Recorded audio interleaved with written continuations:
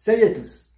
Aujourd'hui, je vous propose le test de la station d'énergie DJI Power 2000. C'est une station d'énergie portable comme j'ai déjà pu le tester sur la chaîne, mais elle présente un avantage tout particulier, c'est qu'elle est bidirectionnelle en AC. Alors qu'est-ce que ça veut dire?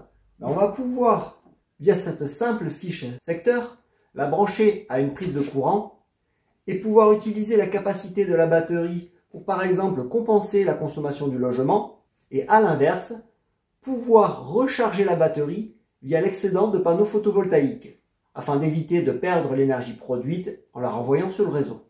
Donc au programme de la vidéo, je vais vous détailler les caractéristiques techniques de l'appareil. Je vous proposerai le guide d'installation complet de la batterie et différents tests permettant de voir ou non l'efficacité de la batterie, que ce soit en fonctionnalité nomade ou fixe en tant que batterie de stockage solaire. Si ce type de contenu sur le stockage et le solaire vous intéresse, pensez à liker la vidéo et à vous abonner à la chaîne Electrotoile pour me soutenir. Je vous en remercie par avance et ça m'aide énormément pour le développement de la chaîne. Allez, maintenant que tout ça est dit, voyons ce qu'elle a dans le ventre. Côté technologie, la batterie intègre des cellules lithium fer phosphate. Sa capacité est de 2048 Wh, pour une durée de vie annoncée de 4000 cycles. Elle délivre en sortie une puissance maximale importante, puisqu'elle est annoncée pour 3 kW. Ce n'est pas rien. Elle pèse tout de même un peu moins de 22 kg, mais propose 2 poignées pour la transporter. Lorsque la station Power 2000 est utilisée de manière fixe, c'est-à-dire branchée en permanence sur le réseau électrique, en mode intelligent via le compteur Shelly Pro 3EM, il sera judicieux d'ajouter des batteries d'extension, afin d'augmenter l'autonomie générale du système. Et DJI a pensé à cela, car il propose d'étendre la capacité de la batterie en ajoutant jusqu'à 10 modules supplémentaires, soit 11 x 2048 Wh, pour au total une capacité maximale de 22 528 Wh. L'ajout de ces batteries se fera via les ports SDC. Elle est livrée dans ce carton.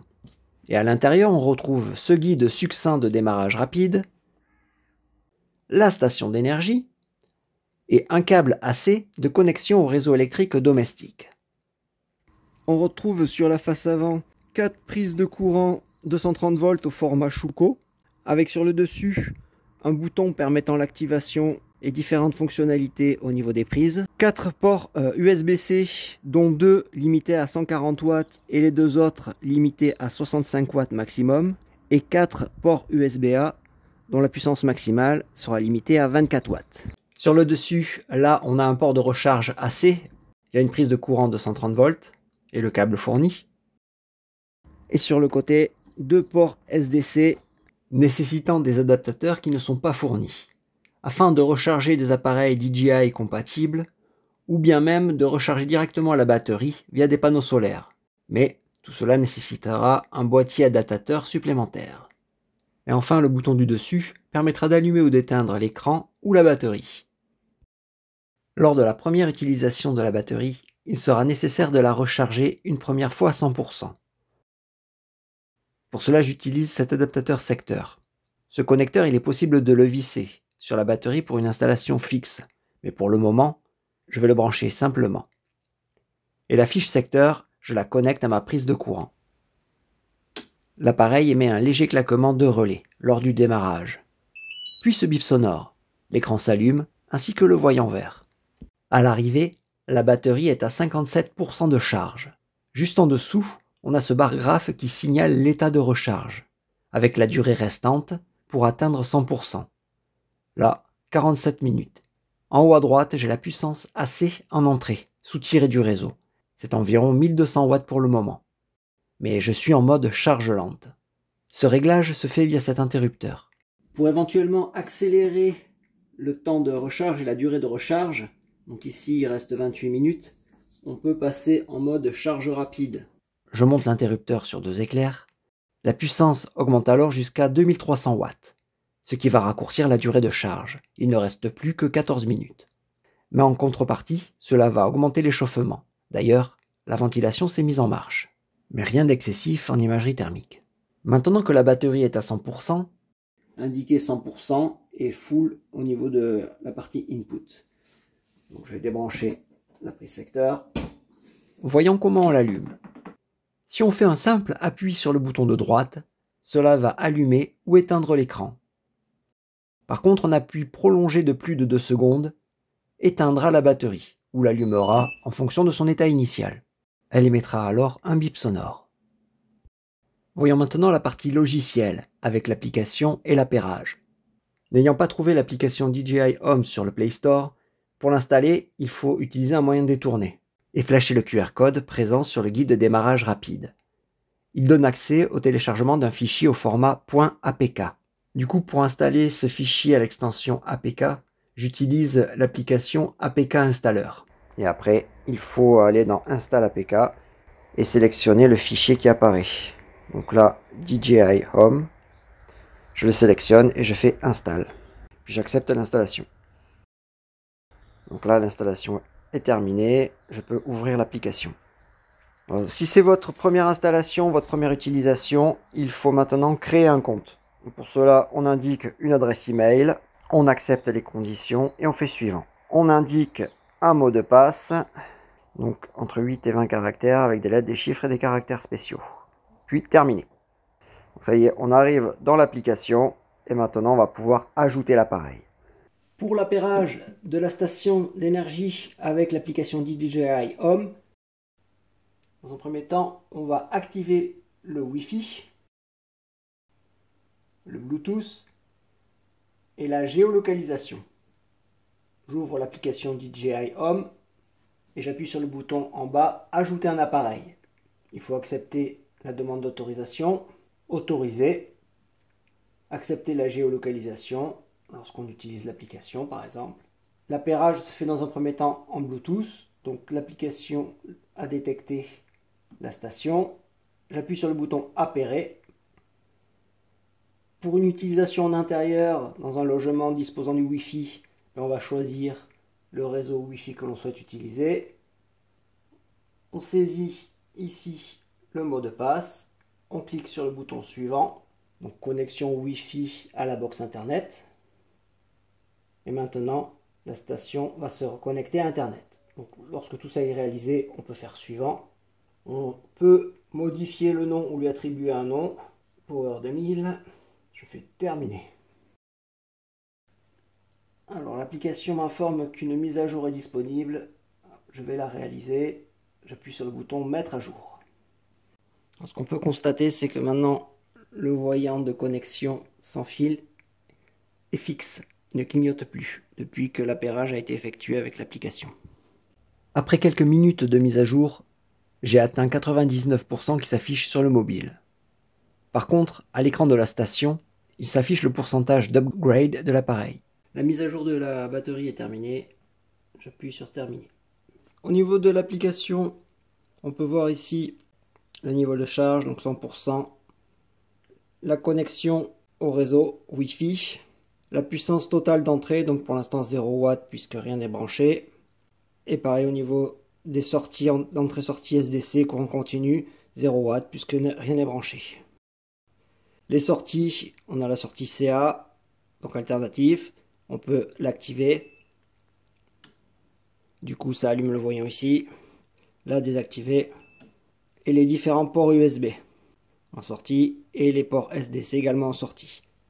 Donc, si par exemple, je branche mon téléphone à charger sur la station, l'application affiche le port connecté ainsi que la puissance consommée par l'appareil. Et sur l'écran de la station, on a également la puissance en sortie en watts. Je note que lors du branchement d'appareils sur les 4 ports USB-A, ces derniers ont tendance à forcer un peu. Pour accéder au réglage de la batterie, cliquez sur le bouton roue crantée en haut à droite de l'écran. Mise à jour du firmware permet de gérer l'actualisation du micro-logiciel de la batterie et s'assurer qu'on est à la dernière version. Dans gestion de l'énergie, on règle la limite de décharge sous laquelle le niveau de la batterie ne descendra pas, réglable de 0 à 15%. Personnellement, je le règle à 15% minimum. Et on peut faire de même pour la limite de charge maximale, réglable de 70 à 100%. Pour information, tous les 5 cycles de charge et décharge, le système effectuera un cycle de recharge complet pour calibrer et optimiser la durée de vie de la batterie. La rubrique « Optimisation de l'énergie » offre, à mon avis, les réglages les plus importants et tout l'intérêt de ce système. Tout en haut, c'est le réglage des périodes horaires, Intéressant pour les personnes qui sont en tarification heure creuse, heure pleine. On y précise chaque période pleine et creuse de la journée. Et une particularité par rapport aux applications concurrentes, ce réglage des périodes tarifaires est précis et se fait à la minute près. Vous pouvez ainsi placer parfaitement tous vos créneaux heure pleine, heure creuse de la journée afin d'indiquer au système quand effectuer les cycles de calibrage automatique ou bien les décharges pour compenser la consommation. Et quand tout cela est programmé, on fait enregistrer. Juste en dessous, c'est la partie économie d'énergie. Cela concerne la compatibilité du système avec le compteur Shelly Pro 3 EM et la fonctionnalité intelligente. C'est tout l'intérêt de cette station d'énergie, mais j'en reparlerai après les quelques réglages restants. Dans Paramètres généraux, on règle d'abord la durée d'extinction de l'écran, réglable de 10 secondes à jamais éteint. En dessous, c'est le réglage d'arrêt complet du système, réglable entre 30 minutes et jamais arrêté. Enfin, le dernier réglage concerne l'arrêt de l'alimentation des 4 prises AC, également réglable de 30 minutes à jamais arrêté. Mais sachez que le maintien permanent des prises AC alimentées entraîne une consommation inutile d'énergie, même si les prises n'alimentent aucun appareil. En associant la batterie Power 2000 avec un compteur Shelly Pro 3 EM, on va pouvoir profiter de la fonctionnalité intelligente de ce compteur pour adapter le mode de fonctionnement de la batterie. Et ainsi, via le port AC, juste ici, pouvoir soit recharger la batterie si la production solaire est excédentaire, donc on produit trop d'énergie par rapport à la consommation, du coup on récupère et on stocke l'énergie dans la batterie. Et dans le cas contraire, si la production n'est pas suffisante ou que la consommation est bien trop importante, mais on va utiliser l'énergie qui est stockée dans la batterie pour la ressortir et la fournir dans le réseau afin de consommer le moins possible. Si vous avez besoin d'aide pour le raccordement du Shelly, vous pouvez consulter mon guide sur son installation, soit avec le lien présent en haut à droite, ou alors celui que j'affiche à l'écran ou dans le descriptif de la vidéo. Lorsque les branchements seront terminés, vous pourrez procéder à l'intégration du compteur dans l'application Shelly Smart Control. D'ailleurs, j'ai également fait une vidéo sur ce sujet. Après cette étape, vous pourrez passer à son intégration dans l'application DJI Home. Pour associer le Shelly avec la batterie Power 2000, il faut intégrer le compteur dans l'application DJI Home. Cela se fait dans la rubrique Optimisation de l'énergie. Cochez la fonction Système de stockage d'énergie SSE liée au réseau. Évidemment, cette fonctionnalité nécessite de relier la batterie au secteur, via la prise de courant comme ceci. Puis cliquez sur Confirmer. Choisissez le mode d'autoconsommation maximal. Il est compatible avec les compteurs Shelly Pro EM et le Shelly Pro 3 EM. Cliquez sur Synchroniser l'appareil. Il faut indiquer l'email de connexion au compte Shelly Smart Control ainsi que le mot de passe. Puis cliquez sur Login. Si vous avez plusieurs modules Shelly, choisissez le compteur Shelly Pro 3 EM correspondant en cliquant sur son bouton. Ce menu se développe juste en dessous. Vérifiez que Yes est coché sur chaque ligne, puis enregistrez les réglages avec le bouton Save. Cliquez sur OK, puis sur Terminer en haut à droite. Puis fermez cette fenêtre avec la croix juste à gauche. Terminez le réglage en allant dans la rubrique Phase du compteur. Là, sélectionnez la phase utilisée sur le compteur Shelly. Personnellement, j'utilise la pince repérée C. Je sélectionne donc la phase C dans l'application. Et je ferme avec la croix.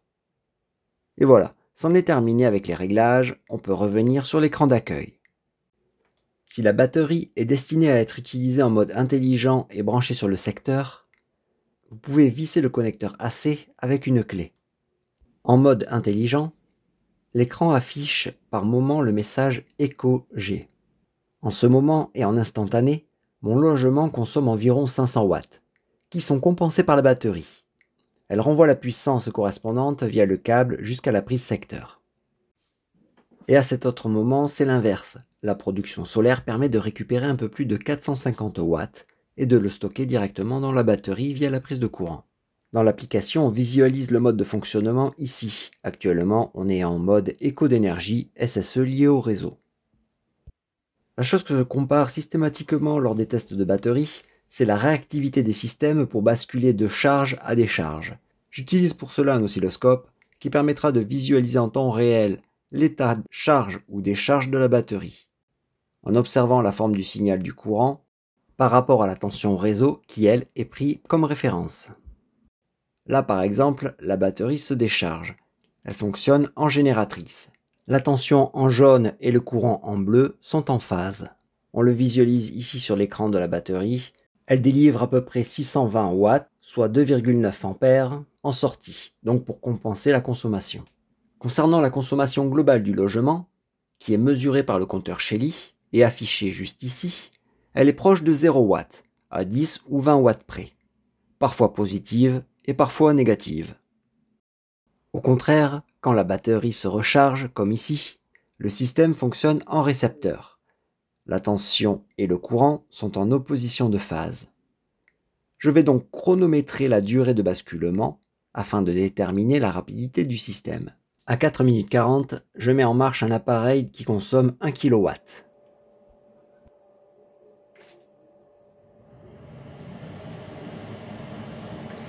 « 4 secondes pour mettre en stand-by. Et là, il est en mode décharge, donc pour compenser. À 5 minutes, j'arrête. «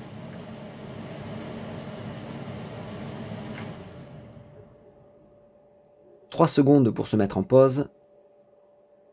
Et 6 secondes pour inverser son état et se remettre en recharge AC. Et sur l'ensemble des tests que j'ai réalisés, le constat est similaire.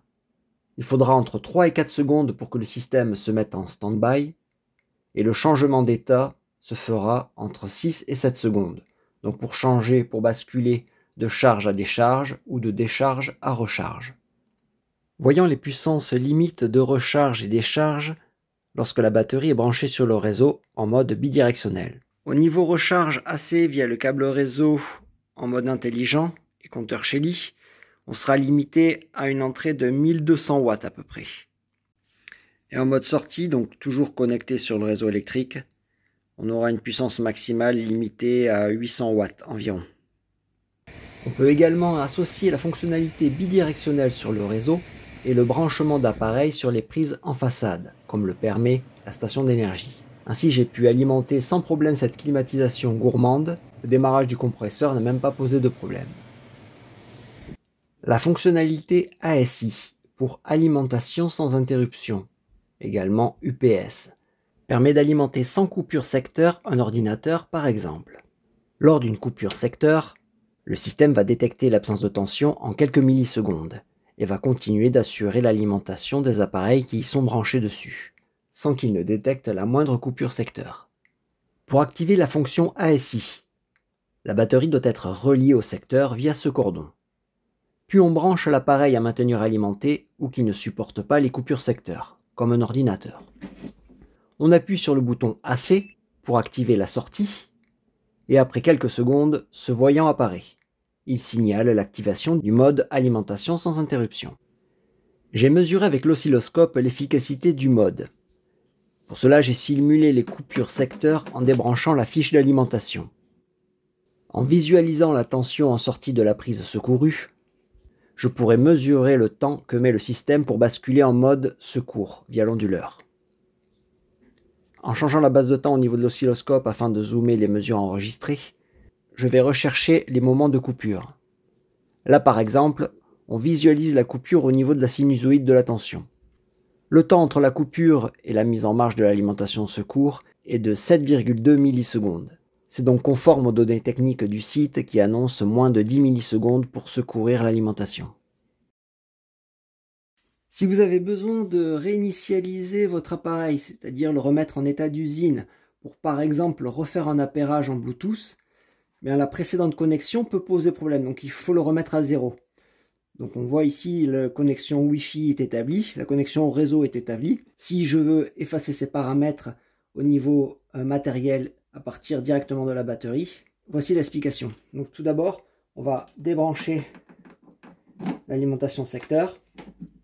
Ensuite, on va éteindre l'appareil en appuyant 2 secondes sur le bouton marche. Donc l'appareil s'est éteint comme il faut. Pour réinitialiser, on va appuyer sur le bouton marche pour réallumer l'appareil, mais maintenir le bouton appuyé pendant 15 secondes. Là, l'appareil s'allume. Je maintiens toujours le bouton. Ah, l'appareil vient de clignoter et émettre un bip sonore.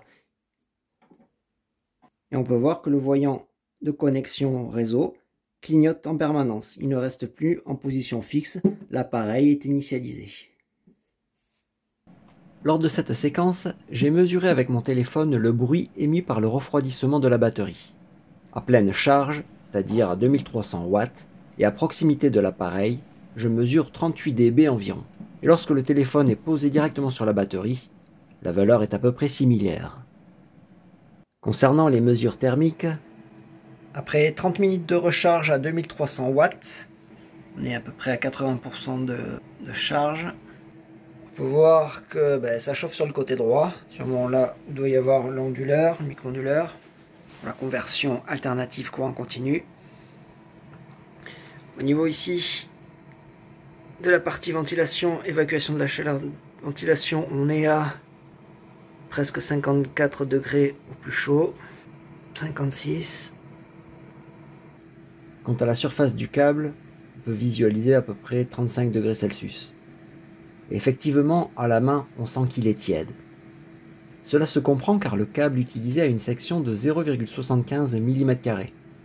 Du coup, plus la section est faible, plus la résistance augmente. Et les pertes par effet Joule également, en fonction de l'intensité qui va parcourir le câble. Alors sur 1 mètre, cela ne posera pas de problème, mais une section supérieure aurait été préférable. Pour ce qui est de son utilisation nomade en extérieur, comme la grande majorité des stations d'énergie fabriquées en Chine, les prises sont au format Shuko, de type F. Et si vous utilisez des rallonges avec des fiches secteurs au type E, français, vous serez bien embêté, car impossible de les brancher en direct. Perso, j'utilise une smart plug qui fait l'interface entre la batterie et le câble pour être tranquille. Et j'ai donc utilisé la batterie pour alimenter ce compresseur de 1,1 kW. Aucun souci lors du démarrage. Et en alimentant ce taille-haie qui absorbe près de 1 kW lors du démarrage et un peu plus de 600 watts en nominal, aucun souci également.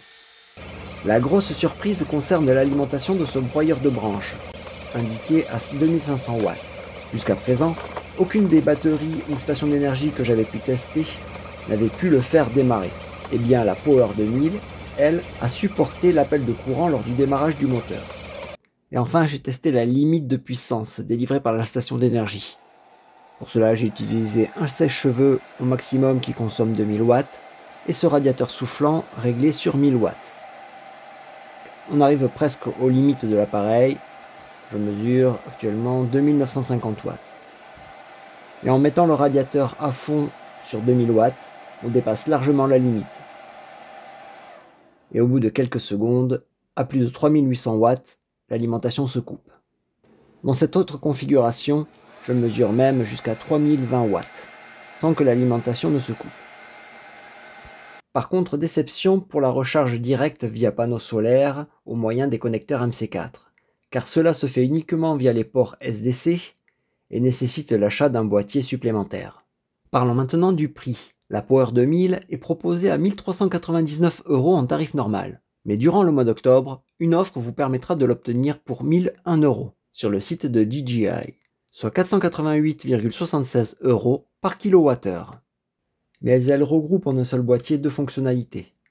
Celle d'une batterie fixe bidirectionnelle en AC, mais également la fonctionnalité d'une station d'énergie nomade avec de nombreux ports disponibles.